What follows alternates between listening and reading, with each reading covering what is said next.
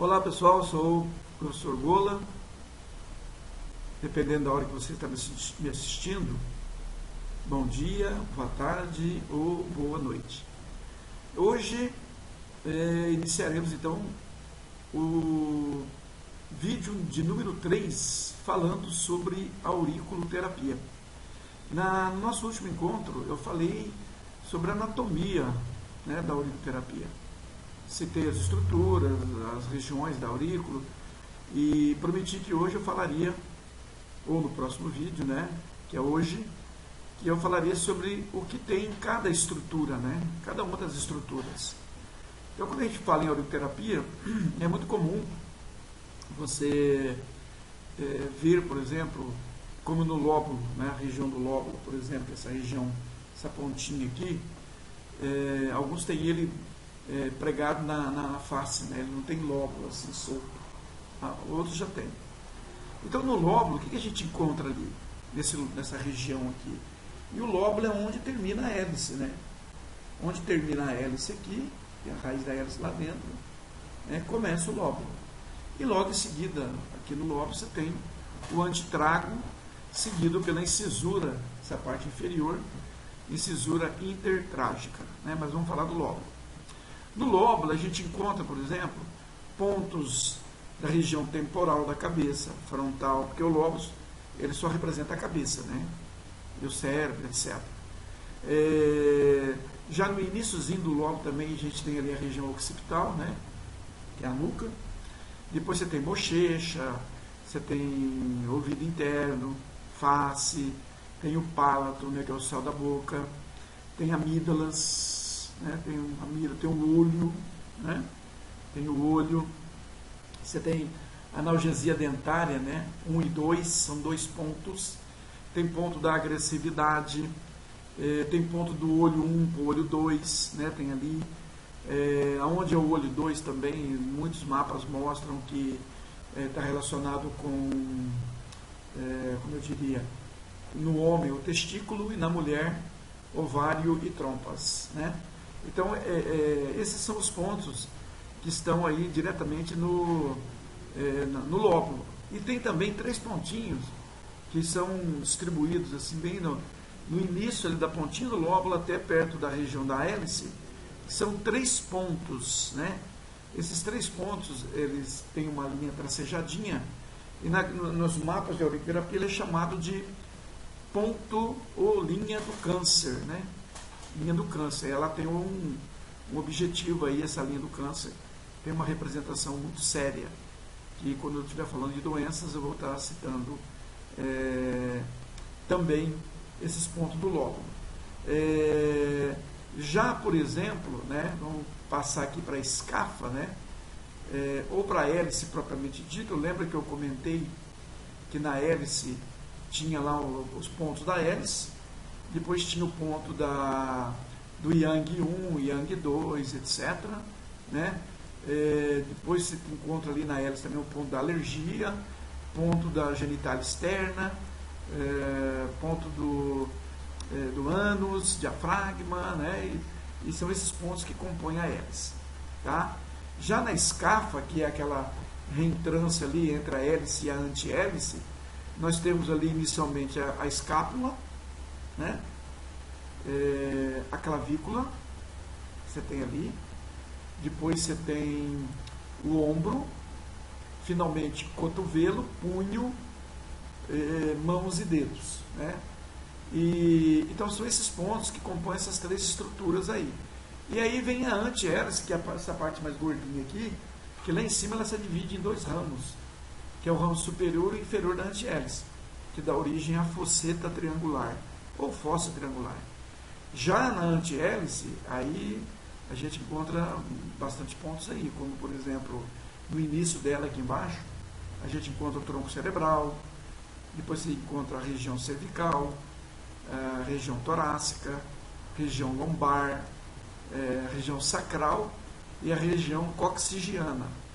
Mas na antihélice também encontramos mamas, tórax, encontramos abdômen, a gente encontra ali as vértebras lombares, você encontra vértebras sacrais, o ponto do ciático, né, muito comum, ponto ciático, região coxigiana, onde está o ponto do sistema neurovegetativo, ou SNV, né, nos ramos inferiores e superiores da antihélice, você encontra joelho, tem até 2 pontos do joelho, joelho 1 e 2, você encontra glúteos, né, ou nádegas, se quiser falar, bem no meio ali da fosseta triangular, na ponta dela, anterior, você encontra a pelve, e lá no fundo, né, embaixo da antihélice, da hélice, você encontra o útero, né, na mulher aí, tá? Já no ramo superior, você vai encontrar, por exemplo, tíbia, a articulação do quadril, você vai encontrar coxa, você vai encontrar tornozelo, né, ou calcanhar, como se queira chamar, pé e dedos, né? Na fosseta triangular, a única coisa que a gente encontra ali nos mapas antigos é o famoso Shemen, ou também conhecido como porta ou portão da espiritualidade. O Nogier chamava esse ponto do cosmonauta, tá? É o ponto do cosmonauta. Hoje tem outros pontos, ponto da asma, ponto não sei o que, tem outros pontos. Mas eu estou aqui com um mapa antigo, é o primeiro mapa que eu aprendi a auriculoterapia, estudar auriculoterapia, isso há 35 anos atrás, né? Depois, o que acontece? A gente tem ali, como é que eu poderia dizer? A gente tem as outras estruturas, por exemplo, a gente tem o antitrago, né? O antitrago ele é composto, por exemplo,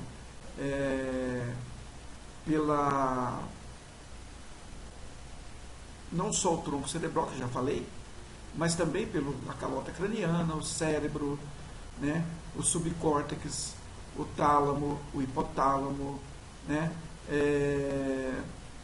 tem ali, já pertinho do ponto do olho, 2, como eu já falei também, nós temos o ponto do testículo no homem, né, e na mulher ovários, né. Depois você tem o trago, que fica logo na frente do antitrago ali, né. E no trago a gente encontra mais muito ponto. Você encontra o ponto da fome, no ápice inferior do trago você encontra o ponto adrenal, né. No ápice superior o ponto da tireoide, você tem nariz interno e externo, você tem o ponto do vício, da sede, ponto da fome, né. Ali descendo já um pouquinho entre o trago e a incisura intertrágica, mas na mesma direção, você tem o ponto do hipotensor, né, que é muito importante. Você tem o ponto da orelha externa, tudo isso você encontra nessa região aqui do trago, aqui, né, bem grande aqui, né. E aí a gente parte então para cima a concha, que é aquela estrutura que é separada ali na raiz da hélice ali. Ela é separada, inclusive, pelo nervo vago, né? O vago, o ponto do vago, o relaxamento abdominal, ele está bem no centro ali, separando a simba concha, que é superior, concha cava inferior. Então, na simba superior, por exemplo, na orelha direita, você vai encontrar a vesícula biliar, o rim, o ureter e a bexiga. E lá no cantinho, incidindo para cima, você encontra, tanto em cima quanto embaixo, você encontra o ponto da próstata no homem, né? Já na parte inferior, na parte baixa ali da hélice ali, né, na simba concha, aí você tem duodeno, tem metade do sécum, tem o colo na orelha direita, né, você tem o colo ascendente, né, depois você tem uma parte do transverso ali, e pegando na região do ânus, né, isso na orelha direita. Na orelha esquerda você vai ter o pâncreas e as mesmas estruturas que eu citei da orelha esquerda. E na orelha direita você tem ali a cárdia, o piloro, e basicamente o duodeno do lado direito ali, mas a metade do duodeno ali fica na direita e metade fica na esquerda. Mas você não encontra a cárdia na esquerda. Na esquerda você encontra diretamente, né, o estômago, tá? Então, falando agora da concha cava, que é a que está abaixo do ponto do relaxamento abdominal ali nós vamos encontrar na orelha direita o fígado, na esquerda o baço, tá? E aí você tem, como eu já disse, na orelha direita a cárdia, mas na esquerda, na direita você vai encontrar pulmão direito, né? você vai encontrar, por exemplo, ventrículo direito, né, que está bem ali na parte direita praticamente, né? Depois você tem na esquerda pulmão 1 e 2, né? Região bronquial você encontra nas duas, tá? Que é perto do orifício auditivo externo, okay? A árvore bronquial ali. E na esquerda você encontra o estômago, né? Nas duas você vai encontrar a faringe e laringe. Ali bem na incisura supratrágica, naquele cantinho, é o ponto da boca, mas também é o ponto da libido, né? Então é muito interessante. E descendo em direção à cabeça ali do feto, logo abaixo do ponto do pulmão, tem um ponto que eles chamam de Sanchal. Sanchal. Eu nem sei se eu pronunciei correto, tá? Porque escreve San, S-A-N, Jiao. Só que o J tem som de T na China. Pode ser Sanchal, né? Não sei, pode ser assim. Mas é o triplo aquecedor. E o triplo aquecedor, então, ele está ali, nesse ponto. Né? Mais fácil falar triplo aquecedor do que falar Sanchal. E logo um pouquinho abaixo, entre o triplo aquecedor e a incisura intertrágica, tem o ponto do endócrino, né? E assim, então, a gente, mais ou menos, né, citou aí, pode ter ficado algum pontinho para trás aí, mas aí é só dar uma olhada mesmo nos mapas, né, porque houve mudanças. Esses pontos que eu disse a vocês aí são os pontos que eu aprendi na época. Ah, mas o senhor não acompanha, o senhor não evolui? Claro que eu acompanho. Eu mesmo descobri alguns pontos que no momento eu não vou citar aqui, mas nós temos lá em cima, por exemplo, Shemen, Rim e SMV, que é chamado de triângulo cibernético. Eu criei o triângulo límbico, né? E tem vários triângulos aí que a gente pode usar e tal no dia a dia, tá bom? E assim terminamos a representação dos pontos, né, em auriculoterapia, né, das regiões. Nós vamos falar ainda desses pontos, né, algumas vezes, para que vocês possam, obviamente, né, estar aproveitando de alguma coisa que a gente fala. Agora eu vou passar para outro tema, que é a semiologia do sistema auricular. Ou seja, um dos grandes erros da maioria dos auriculoterapeutas é que eles não se preocupam muito com essa coisa da avaliação, né? A gente fala de diagnóstico, mas a gente sabe que o diagnóstico ele é feito no laboratório, né? Então não dá para fazer diagnóstico só falando. Então, mas eu faço diagnóstico. Você não faz diagnóstico, você não é laboratório, né? Diagnóstico é feito em laboratório, né? Não adianta falar, eu vou fazer uma avaliação da coluna vertebral, vou diagnosticar um tumor, uma hérnia, não adianta. Se você não fizer a radiografia, você não vai ver, tá? Então tem que ter consciência, tem que ser honesto. O que a gente faz é uma avaliação energética ou física, sem chegar a uma conclusão específica do que realmente o paciente tem. Por isso que é muito temerária essa coisa do diagnóstico, né? Mas ou anamnese também. Com a anamnese você consegue delinear, né? Você consegue criar uma ideia do que pode estar acontecendo com o seu cliente e pedir para que ele faça os exames laboratoriais, né?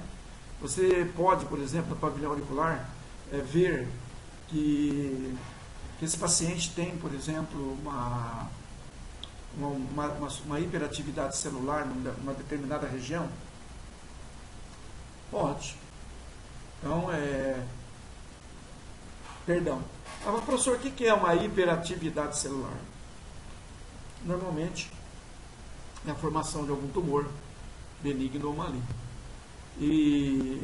Ou um ictisema pulmonar, uma ferida no intestino, que sempre tem, né, uma úlcera, por exemplo, né,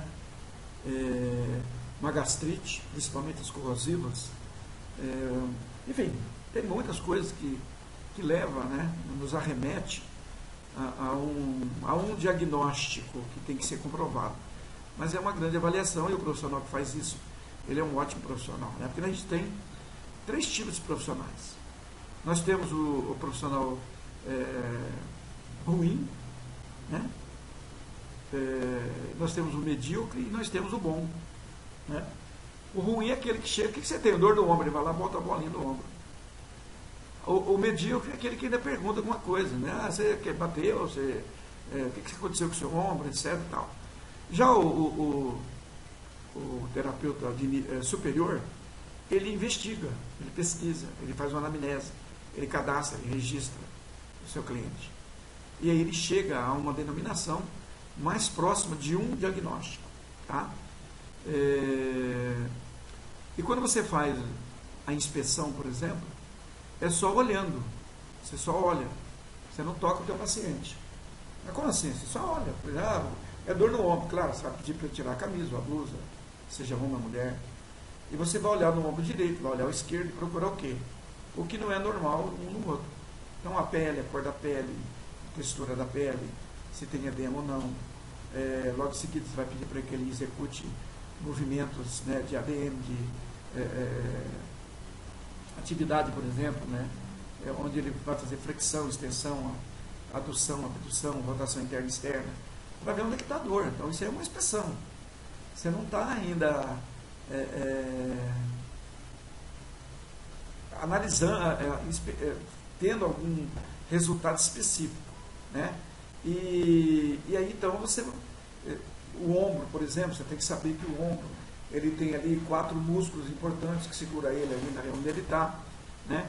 Você tem que conhecer essas estruturas, você tem que saber que o plexo cérvico-braquial, né, que vem ali de C2 até C7, né? E cria ali o plexo e desce, passando aqui pela saboneteira, né, por esse buraquinho que nós temos aqui acima da clavícula e o trapézio, né? E tem ali, então você tem os ossos, você tem a clavícula, você tem o acrômio, então você tem que saber. Você tem que conhecer essas estruturas. Às vezes você querer tratar o ombro sem saber o que é o ombro. E o ombro não é ombro, o ombro é um complexo, né? Então tem que saber. Lógico que aqui eu não estou dando aula para ninguém aqui de anatomia ou de neuro, só estou citando algumas estruturas, alguns aspectos que é importante na avaliação, né? O paciente pode ficar sentado na hora que você vai tratar o ombro dele, então, mas ele pode estar deitado. Mas antes de você deitar, pedir para o paciente deite na sua mesa de atendimento, porque é mesa, viu, gente? É mesa. Eu vejo muitos profissionais falando, porque eu tenho uma maca. Ué, você é massagista de futebol? Maca é aquela que carrega o cara quando cai lá no campo de futebol, aquela é maca. Aquela maca que o SAMU chega na casa da pessoa, tira, tem uma roda, ela fecha aquela roda e o cara sai carregando, depois põe a roda, aquilo é maca. Agora, na sua sala, você não tem maca. Você tem uma mesa de atendimento. Tá? Tem que ser muito profissional. Tem que deixar de ser amador. Ok? Bom, mas quando... E você ainda não avaliou o pavilhão auricular dele. Você está fazendo uma inspeção geral. Né? Então, na inspeção geral, você vai ver já que ele tem um ombro caído. Você vai ver que ele já está com uma rotaçãozinha de tronco. Você vai ver uma série de coisas, né? Olhando para o seu paciente. Mas eu não sei isso, eu não sou fisioterapeuta, eu não sou médico, eu não fiz especialização em postura. Bom, então vamos por parte. Olha no narizinho dele. O nariz. Olha no nariz. Então, o nariz é torto, o nariz está retinho, o nariz está assim. Se o nariz estiver meio tortinho, principalmente aqui, ó, nas batatas aqui, aqui é a região lombar. Se ela estiver tortinha, se o cara tem uma escoliose, lombo sacra. Vamos olhar aqui, ó. Vamos pedir para ele abrir a boca e olhar na linha, né, do palato, ou palato, como queira chamar. E onde a linha estiver ali, então na parte aqui superior, quando você olha na direção do nariz aqui, é a região cervical, é lá perto da úvula, lá embaixo, até onde dá para olhar, é a região sacral. Você consegue ver se tem linha torta ali, se tem escoliose, se ela é acentuada ou não. É legal isso, né? É como o paciente que chega na clínica, né? Tem uns que vai avaliar o paciente se ele está yin ou yang. O paciente está yin ou yang. Cara, é a coisa mais simples. Mais simples. Pega uma lupa, tem uma lupinha lá, né? Ou o teu celular mesmo tem lupa. né? Hoje tem software, é um app que fala, né, sei lá, que tem lupa. Desculpa. É que essa lupa, você vai olhar o quê? Você vai olhar a pupila do seu paciente, para saber se ele é um verdadeiro yin ou um verdadeiro yang, se ele está yin ou se ele está yang. Aí você olha na pupila dele, a pupila está dilatada. Se a pupila estiver dilatada, ele já está yang, porque a pupila dilatada é mediada pelo sistema nervoso simpático, que é yang. Então aí você faz o quê? Para ver se aquilo é só neurovegetativo, fisiológico, beleza. Mas para ter uma confirmaçãozinha se também pode ser neurológico, porque o cara pode estar ali num iminente ataque do coração, um AVC, um estresse extremo, que isso aqui já envolve um pouco a parte neurológica. Então o que você vai pedir para ele fazer? Olhar para cima. Se a pupila continuar dilatada, tranquilo. Pede para ele olhar para baixo, que a pupila vai diminuir. Se ele olhar para baixo e a pupila continuar dilatada, aí não é só simpático-otônica, ele também tem alguma disfunção neurológica. Que é legal depois pedir para ele procurar um médico, um neurologista, para fazer alguns exames. É muito legal. Você pode estar salvando a vida de alguém. Ok? Beleza? Então, aí você vai analisar as orelhas dele. Tem em mãos uma ficha. Você já preencheu essa ficha na amnésia. Essa ficha tem que ter duas orelhinhas nela, direita e esquerda, obviamente. E nessas orelhas, você vai estar posicionado, né, a posição do paciente e terapeuta, né? Paciente e o terapeuta, você também desculpa. Você vai estar atrás dele, na cabeça, na região cranial ali, onde você vai poder virar a cabeça dele para a esquerda e para a direita. E vai olhar em cada orelha, que ainda é inspeção, tá? Você vai ver se ali na antihélice, né, que é essa parte que forma, lembra? Forma os dois raminhos lá em cima e cria lá a fosseta triangular. Então, ali, o que vai acontecer? Você vai ver se ela está muito curvada, se ela tem algum carocinho, que são os tofos, né? São os famosos osteófitos, as artroses da coluna, né? As hérnias discais aparecem, você vê no pavilhão auricular. Tá? Você vai então observar e procurar o que não é normal, né? Aquilo que eu falei, a pele está igual à pele dos dois, tem algumas granulações, tem espinha, tem cravo, tem manchinhas, tem aquele sinalzinho em baixo relevo que parece que queimou na chapinha do fogão. Então tudo isso são sinais que alguma coisa está errada. Depois você vai interpretar esses sinais, obviamente, você já deve ter aprendido isso, né? Na onde você estudou, na sua escola. Então você sabe aí o que significa cada coisa dessa, tá bom? Porque nós não estamos aqui fazendo um curso propriamente dito, nós estamos falando sobre a aurícula, né? Não esquecer que é importante a luminosidade. Essa luz que nós temos no consultório, às vezes, é péssima. Então o legal é você ter um pedestal ali, né, um suporte, com uma luz amarela. Por que amarela? Não amarelinha, luz amarelinha. Vai lá, compra uma luz, em vez de branca, amarela, uma luz comum, né, de preferência uma luz de LED. Essa luz amarela, ela mantém fiel aos sinais e as manchas, tudo que a gente encontra no pavilhão auricular, ok? Então, a luz é importante, né? Se for na luz do dia, então melhor ainda. Faça a inspeção visual, né? E você vai tentar encontrar aquelas irregularidades anatômicas, etc. e tal, né? Não esquecer que a orelha, ela simboliza, ela representa os rins, a orelha. Tanto que ela parece um pouco também com os rins, né? Então, uma orelha, por exemplo, muito pálida é um rim insuficiente, né? Um rim, o que é um rim insuficiente? Porque tem muita gente que encontra muito isso também. A pessoa fala, o rim do meu paciente está deficiente. O meu paciente é um paciente renal, é doente. O que ele tem? Uma pielonefrite? O que está acontecendo com ele? Tem que tomar cuidado com isso, viu? Deficiência e excesso. Então, um rim insuficiente, energeticamente falando, é um pequeno motor que não está trabalhando adequadamente. Não quer dizer que ele está doente. Mas ele está trabalhando, mas ele pode estar doente? Pode. Ele está trabalhando, de repente, mais lento, porque todo o seu sistema está começando a estagnar, está começando a parar, diminuir. Então, conforme ele vai diminuindo, qualquer um dos sistemas, qualquer um das vísceras ou órgão, todo o sistema vai parando. Né? O sistema nervoso faz essa mediação aí, como o diabético, por exemplo, que tem perda de sensibilidade nas extremidades. Então, o que acontece? O sistema nervoso central entende que não precisa mais mandar informações neurais para as extremidades. Então, o sangue continua obedecendo, mas não a informação para que se retorne. E aí começa a ficar cianótica, etc. E aí é outra coisa, né? Então é importante isso. Então tem que tomar cuidado com essa coisa de deficiência e excesso. Não esqueça. Tá? E aí você procura todas essas alterações aí que eu comentei agora, né? E aí a gente já sabe as cores, né? Que se tiver muito vermelho, está ligado ao coração, hipertensão, etc. Tem que perguntar ao paciente se está sob controle ou não. Se for uma orelha esverdeada, azulada, mas fica azulada, esverdeada? Claro que fica, né?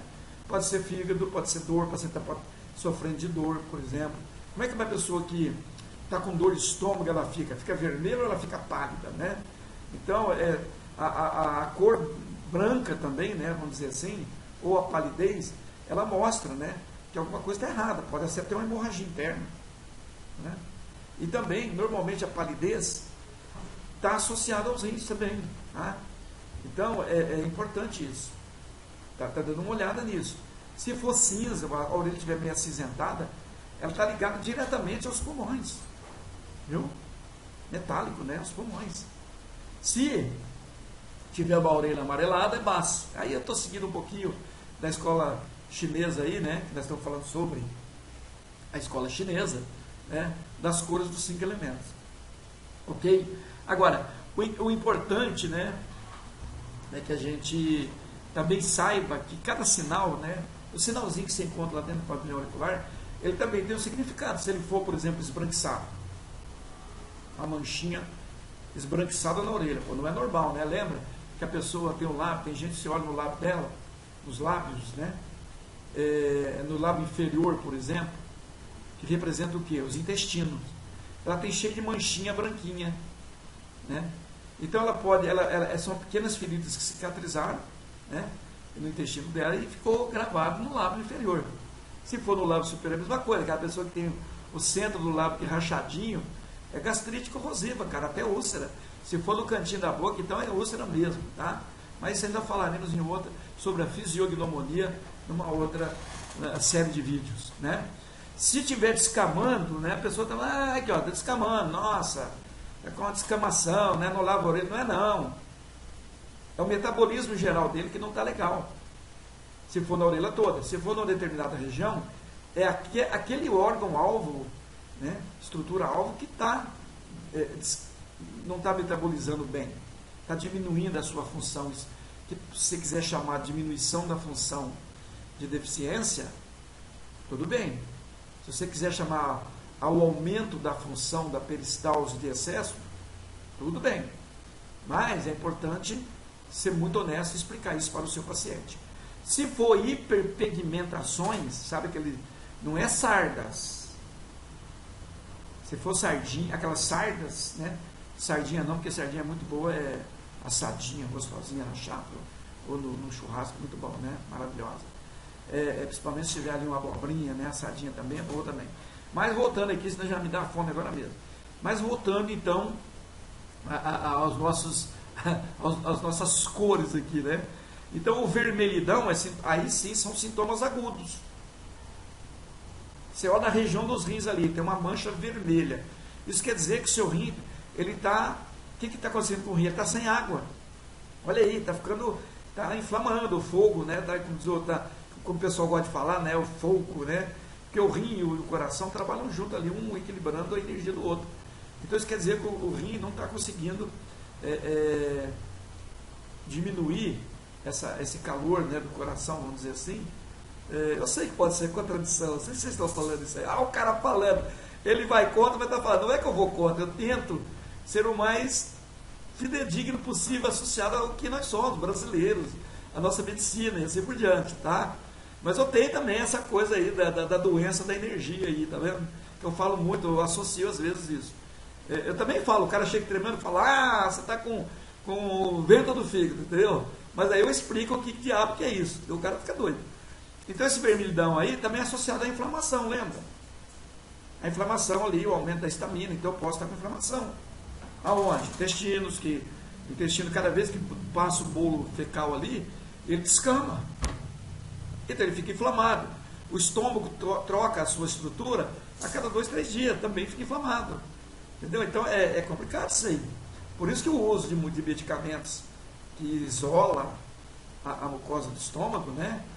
Que anuncia na televisão, que é um veneno desgraçado para a pessoa que toma aquilo, né? Mas infelizmente as pessoas tomam, que eles querem algo tudo imediato, quer saber de se tratar. E a aurícula é excelente para isso, tá? E as manchas escuras são o que eu chamo de hiperatividade celular ou doenças proliferativas, formação de tumores, cálculos e etc. Tá bom? E aí tem uma técnica que você busca ali no pavilhão auricular para detectar onde está acontecendo isso. E assim terminamos mais esse vídeo falando sobre auriculoterapia. Ok? Qualquer dúvida, mande um e-mail para mestregola@gmail.com, né? Acesse a nossa página que está aí no link, dá um likezinho, compartilhe, clica lá no sininho, né? Para receber todos esses vídeos, tá? Que vai contribuir com o aprendizado de vocês. Tá bom? Muito obrigado e que Deus os abençoe.